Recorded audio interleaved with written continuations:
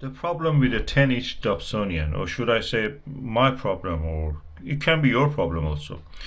10-inch Dobsonian is a capable telescope, don't take it wrong. Is a big aperture telescope. 10 inch is 25 centimeter or 250 millimeter. That's a lot. It's bigger than the 8 inch, which is the normal size for a any SCT Schmidt category or anything else. The mirror is quite huge. It can condensate like this one also, but it is new. Practically, this telescope is almost new. About a second hand, but it's new, like new it was. And as you can see here, the problem is that when you're standing beside it, it's not high enough to stand without bending. Depends on your height, of course. For me, it is like that. Or it's not too short that you can just sit and observe. So you will have a dilemma. Either you have to, bend all the time when you want to look at something near the zenith, up in the sky, near above your head, or you have to sit when you want to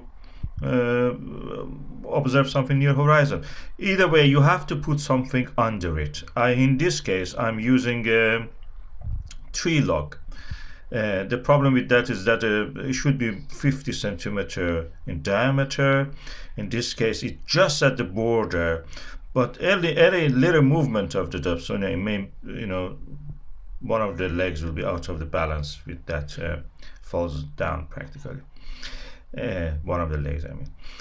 So movement will not be very easy in here, as you can see.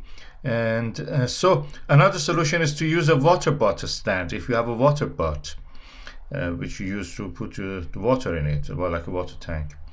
And then there is a stand for it usually, and you can use that stand for this. It should be above more than 50 centimeter to easily fit this one.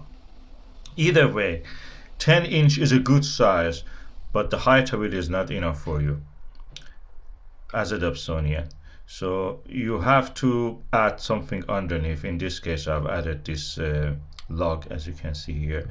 The legs of the mount or rocking box, as they say, is right on the edge, as you can see here.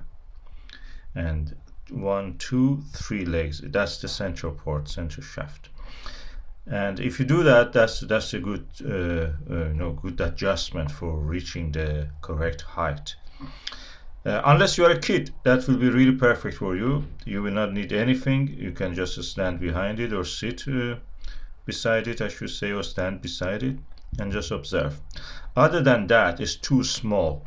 I never thought that I would say that, but the ideal ergonomically well suited telescope is a 12 inch for any normal average human being. 10 inch too small.